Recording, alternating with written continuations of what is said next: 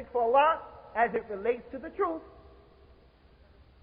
But I want you brothers to look at these ayats and how they call to Tawheed when Allah subhanahu wa ta'ala uses them as an example for the kuffar. Here we have a gnat. And the Arabs used to consider the gnat to be a very, very small, insignificant thing. So if you really wanted to diss somebody and really, really, really show him that you don't respect him, you just say to him, إِلَيْكَ عَنِّي يَا بَعُودَ. Get away from me, you gnat. But unfortunately, the Arabs lost their language, because now the Arabs call a ba'uda a mosquito. In the Qur'an, Allah subhanahu wa ta'ala calls milk leban. The Arabs call milk today halib, and leban is sour milk, buttermilk. Even they lost their language as a ummah. After the gnat, we have an ayat in the Qur'an in which Allah subhanahu wa ta'ala says, وَإِذَا أَتُوا عَلَى وَادِ النَّمْلِ قَالَتِ النَّمْلِ أَيُّهَا النَّمْلِ ادْخُلُوا مَسَاكِنَكُمْ وَلَا يَحْطِمَنَّكُمْ سُلَيْمَانُ وَجُنُودُهُ وَهُمْ لَا يَشْعُرُونَ فَتَبَسَّمَ ضَاحِكًا مِنْ قَوْلِهَا. Allah Ta'ala said, and when they came upon these group of ants, one of the ants said, "O you ants, enter into your places of residence, enter into your dwelling, unless Sulaiman and his army trample you underfoot, and they don't even realize it." And Sulaiman smiled and laughed at her statement. Allah Ta'ala, after that, mentions about the fly in Surah al-Hajj. In the end of the surah, يَا أَيُّهَا النَّاسِ ضُرِبَ مَثَلٌ فَاسْتَمِعُوا لَهُ إِنَّ الَّذِينَ تَدْعُونَ مِن دُونِ اللَّهِ لَن يَخْلُقُوا ذُبَابًا وَلَوْ اجْتَمَعُوا لَهُ وَإِن يَسْلَبْهُمُ الذُّبَابُ شَيْئًا لَا يَسْتَنقِذُوهُ مِنْهُ ضَعُفَ الطَّالِبُ وَالْمَطْلُوبُ. O mankind, a similitude is being given to you, so listen to it. Verily, those who you call on other than Allah cannot create a fly, even if they all came together for the purpose of creating the fly. And if the fly snatched something for them, never would they be able to take it back from what he took. Weak is the petitioner and the petition. You are weak, and the one you're calling on and making dua to in the grave is weak. And this is one of the ayats that the scientists of Islam use to show that the Qur'an is from Allah, because they have proved scientifically that if the fly came down and took something off of your plate, as soon as he puts it in his mouth, it is digested and it goes through his system. And it breaks down into all kinds of stuff for the life or the livelihood of the fly. So when Allah says if he takes something from you, never will you be able to get it back, this is the haq. If you caught him, you couldn't find it if you cut him open. Allah Ta'ala says after that in the Qur'an, مَثَلُ الَّذِينَ اتَّخَذُوا مِن دُونِ اللَّهِ أَوْلِيَاءَ كَمَثَلُ الْعَنكَبُوتِ اتَّخَذَتْ بَيْتًا وَإِنَّ أَوْهَنَ الْبُيُوتِ لَبَيْتُ الْعَنكَبُوتِ. Verily, those people who take other than Allah as awliya, they are similar. The example is like the Ankabut, who has made a house. And verily, the weakest of houses is the house of the Ankabut. You go to the spider's house, you blow it and you break it. So how are you going to take the kuffar as awliya over Allah? How are you going to take the dead shaykh as a wali over Allah subhanahu wa ta'ala? The da'wah of tawheed in the Qur'an. And lastly, Allah subhanahu wa ta'ala says in the Qur'an concerning the dog. And he talks about the dog in a few places, in Soorah al-Baqarah, with those people of the cat. Allah Ta'ala says in the Qur'an, وَاتْلُوا عَلَيْهِمْ نَبَأَ الَّذِي آتَيْنَاهُ آيَاتِنَا فَانْسَلَخَ مِنْهَا فَأَتْبَعَهُ الشَّيْطَانُ فَكَانَ مِنَ الْغَاوِينَ وَلَوْ شِئْنَا لَرَفَعْنَاهُ بِهَا وَلَكِنَّهُ أَخْلَدَ إِلَى الْأَرْضِ وَاتَّبَعَ هَوَى مثله كمثل الكلب إن تحمل عليه يلهث وإن تتركه يلهث ذلك مثل القوم الذين كذبوا بآياتنا.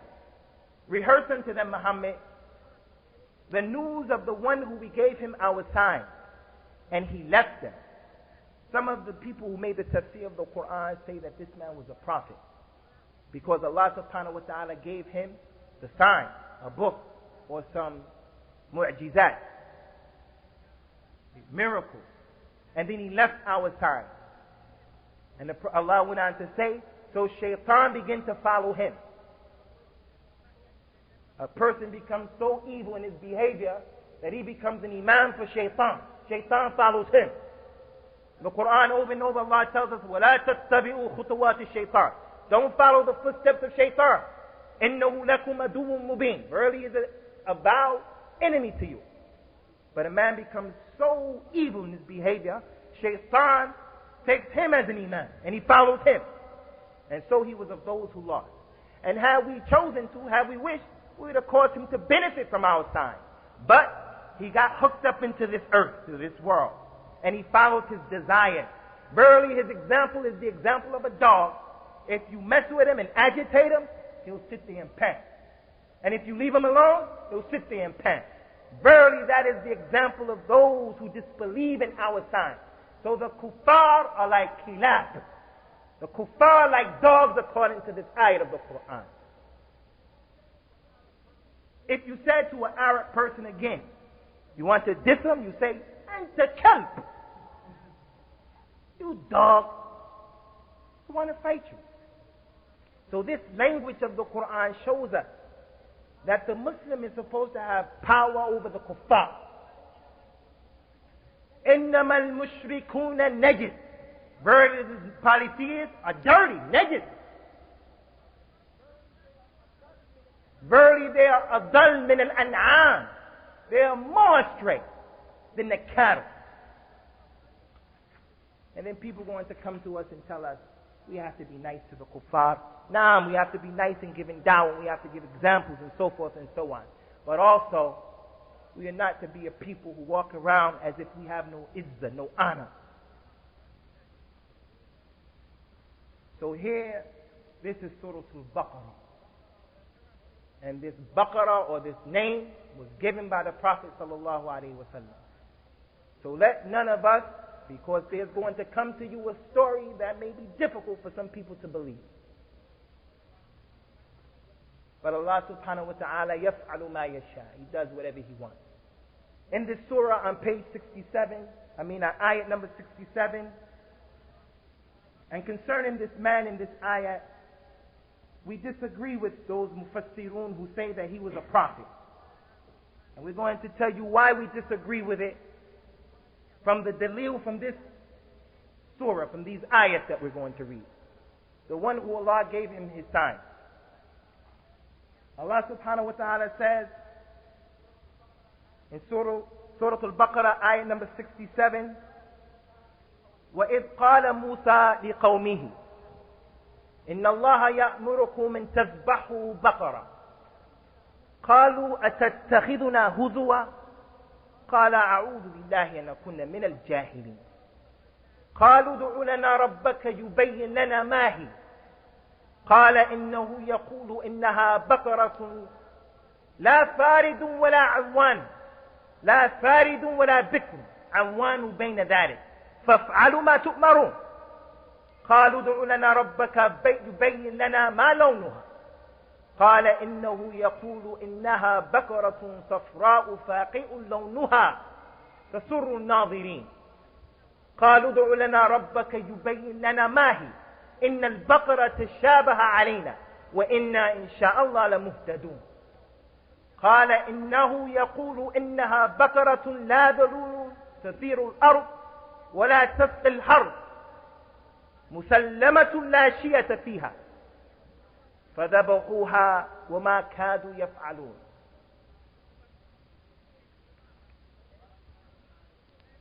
Allah subhanahu wa ta'ala said,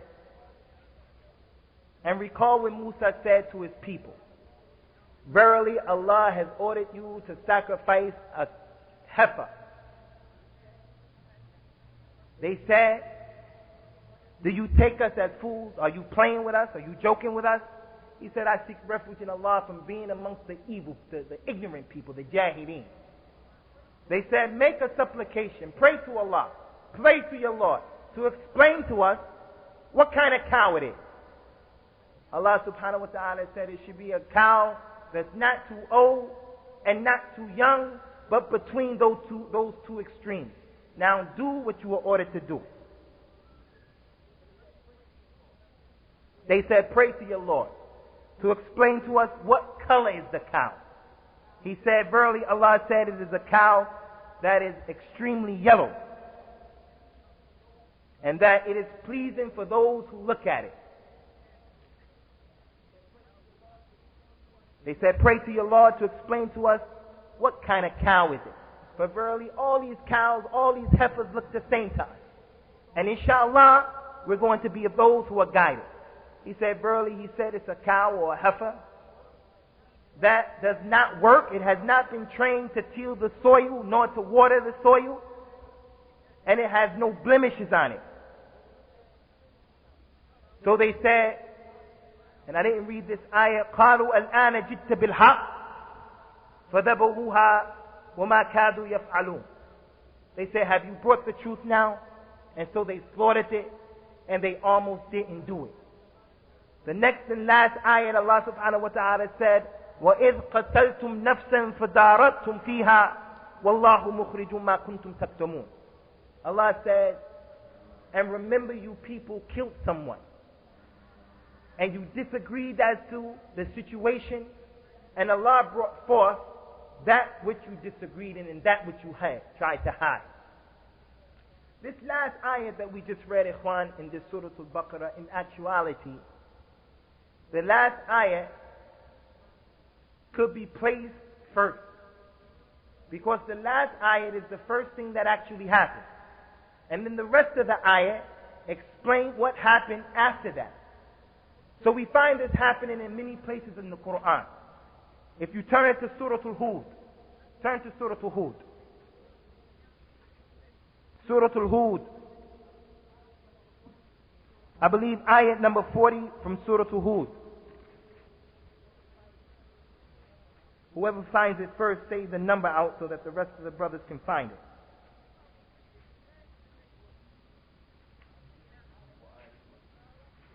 Ayat number 40.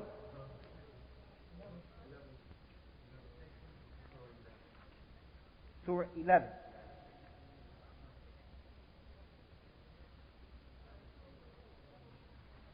Surah al-Hud, whatever book you have, Surah al-Hud.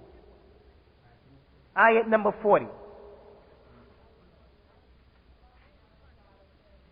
Allah subhanahu wa ta'ala says in this ayat, can you read it for us, Abdul Haq?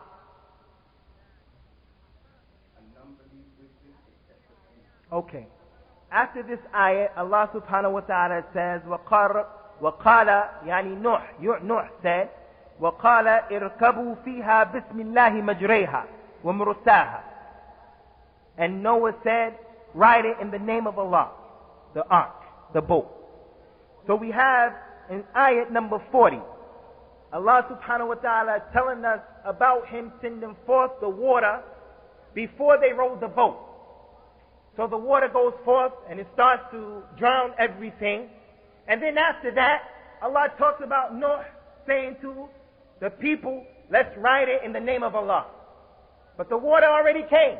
But we know in actuality, the statement of Noah, ride it, Bismillah majreha, had to come before the water went first. So this is one of the methodologies that Allah subhanahu wa ta'ala uses in many places of the Qur'an, where the story doesn't always have chronological order to it.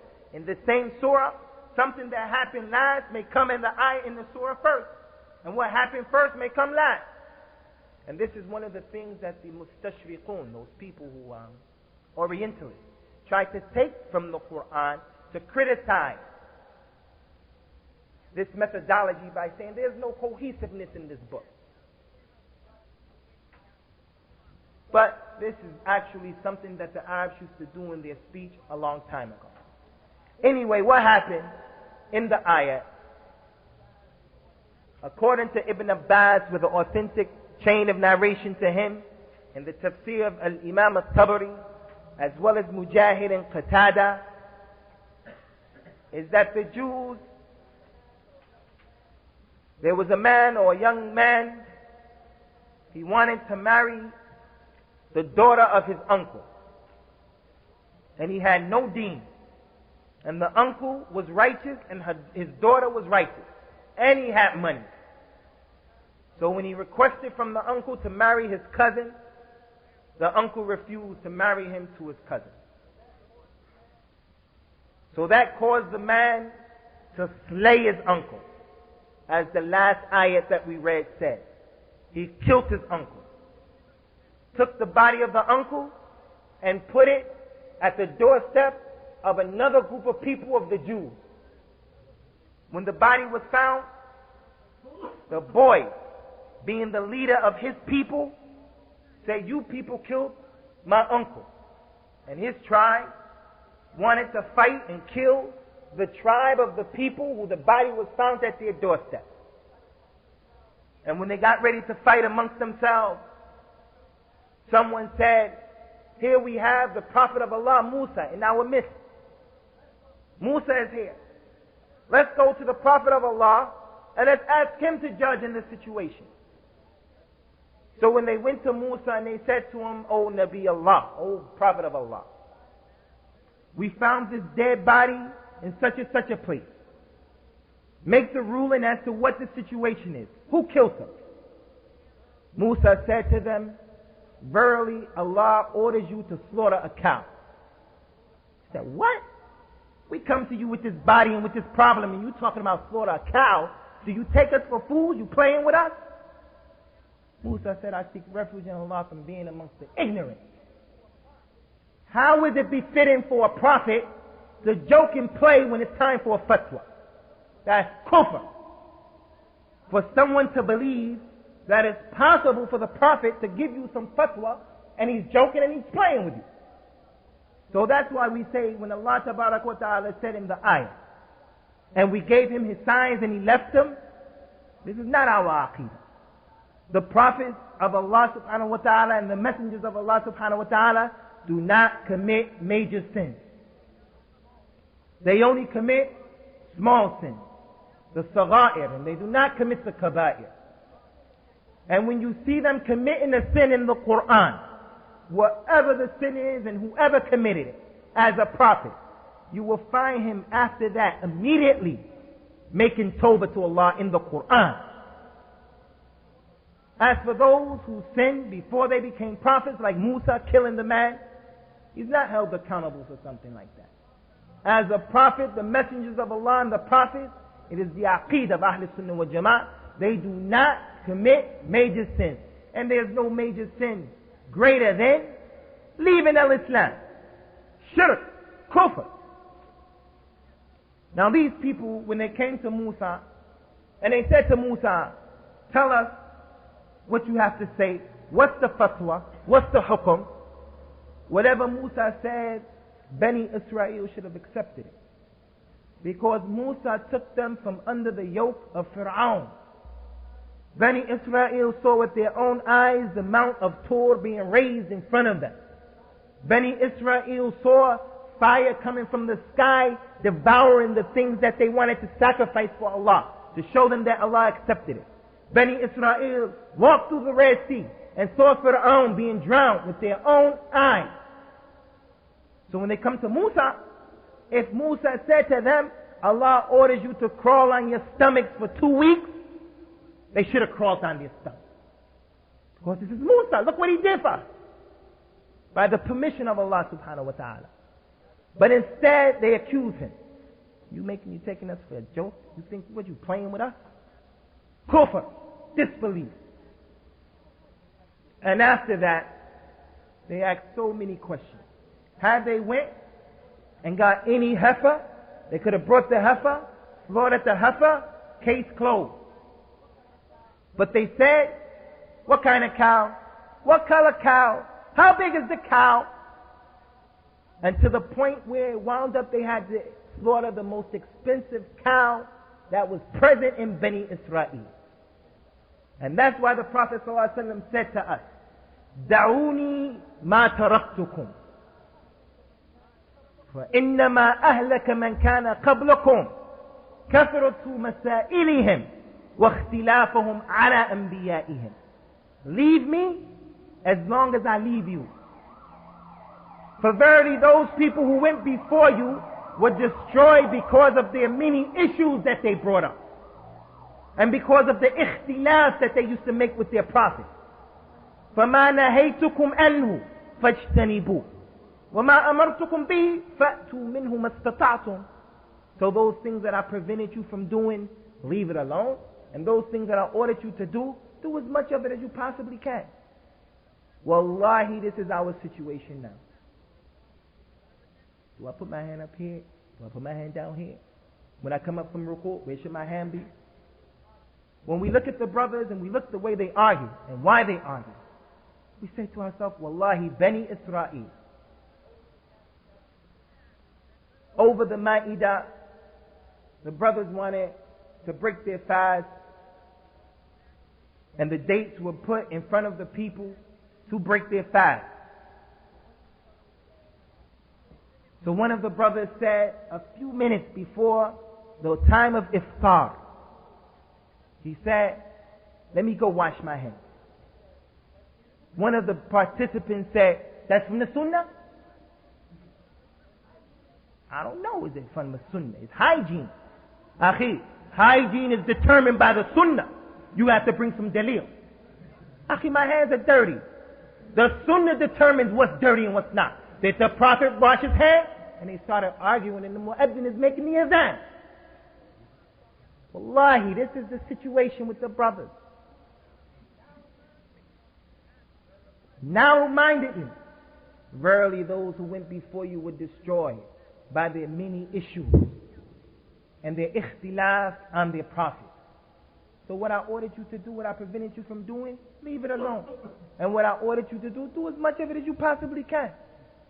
And when you have ikhtilaf, there's some adab to ikhtilaf. There's some etiquette to ikhtilaf. Why did you fast? Akhi, what did you get from fasting?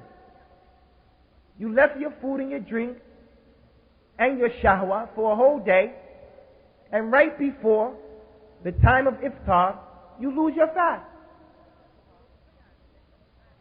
That type of individual, you say, ana sa'im. Fasting, leave me alone. I don't have time for that type of behavior. So I'm saying to you brothers as well, there are people who are calling to Allah so they think.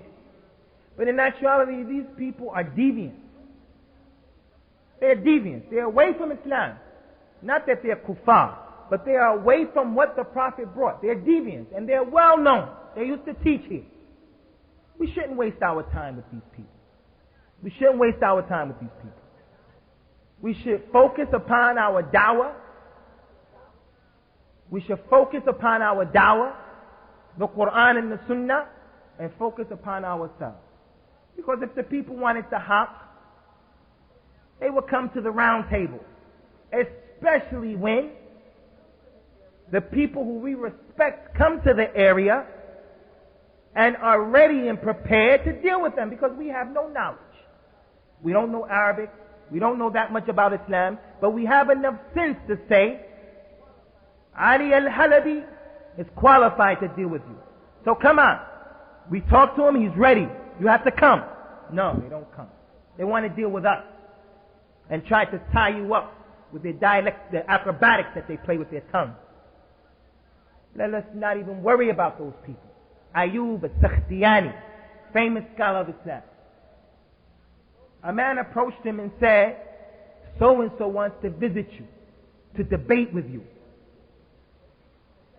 He said, he wants to visit me, to debate with me. He said, yes. He said, I am on yaqeen about my religion.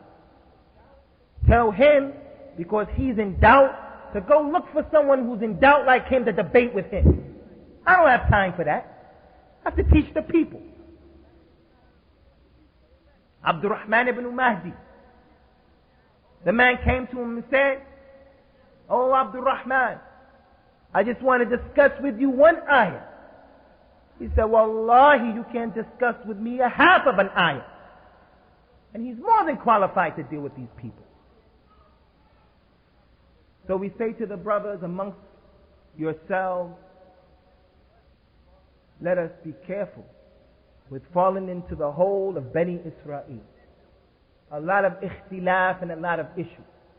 If we're going to deal with these issues, let's do it properly. Let us get a book of fiqh, Subul al-Salam, Nail al-Awtar, fiqh al-Sunnah, and let us study the issues that the ulama differed in the fiqh. And then let us collectively decide, well, I think this opinion is the best opinion because of this and that and that and that. As for the way we're carrying on, we say, La, innahu laysa min al-Islam fi shay. Has nothing to do with Islam. And people who don't see things the way we see them, and they're not deviant, but they love Islam. They see that the countries that they come from, like Algeria and Egypt and Tunis and Morocco, they see that their people are being oppressed. And they witness and taste the oppression, and they can't go back to their family. And they're not deviant, but they may have some ghulu, or they may not have a lot of knowledge, and they're emotional. So when you want to discuss a technical issue with them, you find that you can't get anywhere because he's too emotional. Akhi, anta wa ana makhtalafna. هؤلاء ظلمة. هؤلاء طواغيت. makhtalafna. ولكن إذا أردت أن تناقشني ناقشني بالعلم وليس بالعواطف. لا نحب العواطف. So we say to you brothers, concerning those brothers, we have to be careful of the type of descriptions that we give to them, because we cause unnecessary friction between us and them, when in actuality some of the things that they believe is the haqq. Wallahi, it's the haqq. So we reject that, and they reject this, and then there's a rift between the sufuf of the mu'mineen. After this, ikhwan, Musa sallallahu alayhi wa ala alihi wa ala nabiyyina as-salatu salam told the people, or the people brought forth a leg of the heifer, and Musa took the leg and hit the person who was murdered. And the man who was murdered sat up and said, so and so killed me. And everybody saw and heard, so and so killed me. This same situation happened during the time of the Prophet sallallahu alaihi wasallam, with the exception of him ordering the Sahabas to kill or to slaughter a heifer and then hitting the dead person. There was a companion who was on an expedition with some other companions, and they went to a place where the Jews were from. And the Jews killed him unjustly as a Muslim. But the Prophet ﷺ, it was not revealed to him who actually killed this man. So when his companions came back and told the Prophet ﷺ, the Prophet went with the Muslims to deal with the Jews. But he couldn't do anything, because nothing was revealed, and he doesn't know the unseen. So a ruling came in al-Islam. And for those of you who have this noble Qur'an, I believe in the glossary of the definitions, they have this word in there, which is al-maqasama. Al-maqasama.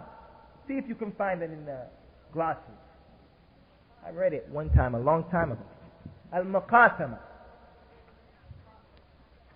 Or maybe they wrote in it al-qasama. Either al-maqasama or al-qasama. Al-qasama. Al-qasama. What is al-qasama? Al-qasama is, in this situation, when they slaughtered that Sahabi, they killed him, the Prophet ordered the Jews that 50 men from amongst them must swear by their right hand that they did not kill him. That's al-qasama. 50 people from your tribe, if your tribe was accused of doing something, must swear by Allah subhanahu wa ta'ala that you didn't do it. And Allah will make manifest the situation. So somewhere in that book, I don't know which ayah, I don't know which surah, they bring this hadith. Or the word wouldn't be in the glossary. So you can look somewhere in where Al-Imam Muhsin Khan brings the incident. And as a side note, I was asked, what was my opinion about this translation of Sheikh Muhsin Khan? And in all honesty, after reading the book, I must say that in my opinion, Yusuf Ali's translation is better. Yusuf Ali's translation is better. It's easier to read, in my opinion. When you read this book, you get lost in the parentheses. Too many parentheses trying to explain what's going on. Before you know it, the language in the parentheses have you over in Mississippi somewhere. That's my opinion. To the brother, I tell you, Yusuf Ali is better, clearer. But for those of you who want to use Yusuf Ali's translation, we say to you, beware. Beware a million times of the things that Yusuf Ali wrote in his commentary. I think this is common knowledge. But some of you brothers are new to Islam. The brother who only been in Islam for 3 months. Yusuf Ali may have fell into his possession. We say to him, be careful. If you can, get a different translation other than that. But the miza, or the thing that this noble Qur'an has over the other Qur'an, of course, is the Tafseer of Tabari and Ibn Kathir, as well as the hadith from Bukhari and Muslim explaining a lot of times the tafsir of these issues, and is very important. How much time we have? How much time do we have? And with that, we'll finish here, inshallah ta'ala, and we'll take this opportunity to answer any of the questions that the brothers may have. The brother right there was the first one to put up his hand a long time ago. Alaikum salam. حياكم الله يا أخي. The brother was talking about how the ulama of al-Islam have made the people tasnif. I forgot the translation for the word tasnif. You know when you put something in line or in order? What's the word for that? Like this is a Negro, this is a Caucasian, classification. Some of the ulama call these people, the Jews and the Christians, Ahl al-Kitab. And some of them call them kuffar. So what are they? Are they Ahl al-Kitab or are they kuffar? They're both. Ahl al-Kitab are Ahl al-Kitab and they're kuffar at the same time. And they're mushrikun at the same time. And the proof of that is in Soorah al-Baqarah. لم يكن الذين كفروا من أهل الكتاب منفكين.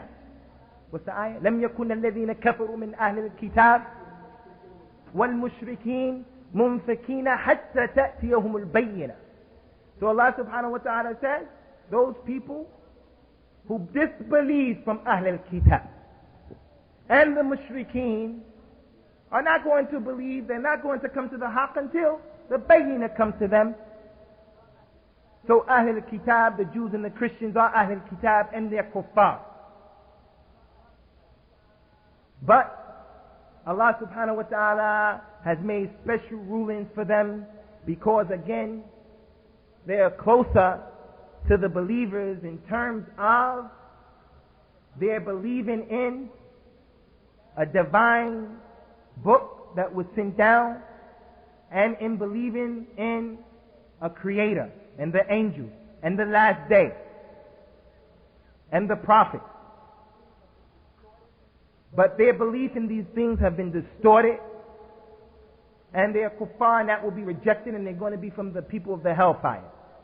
So this special concession that Allah subhanahu wa ta'ala, or this special consideration that He's given to them, allows us to marry their women who are not loose, allows us to eat from their meat or their food when we know that it comes from Ahlul Kitab.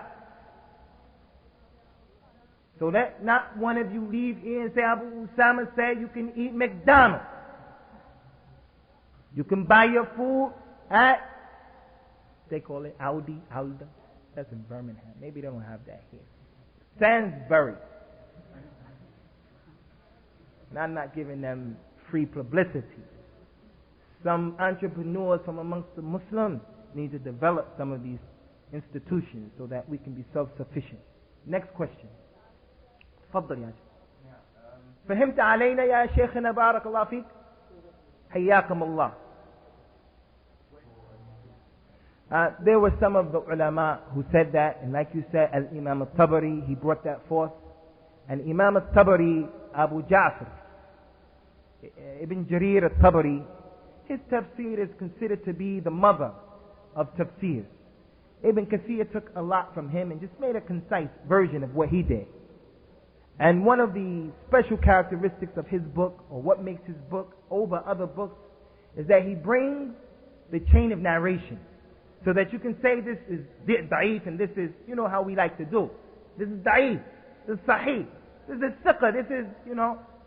And all of the narrations that he brought that specify that situation were weak.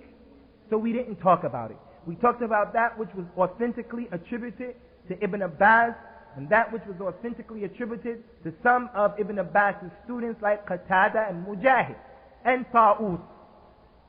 Another very important point, ikhwan, is that this story has not been told to us by the Messenger of Allah sallallahu alaihi wasallam. So it's from the Israeliyat. It's from the Israeliyat. Akhi, Abdullah ibn Mubarak, what is the Israeliyat? Who used to say? Naam. Abu Abdullah, Abu Ibrahim, Hafizahullah, said that the Israeliyat are the stories that used to come to us from the Jews and the Christians of the past. Kashif.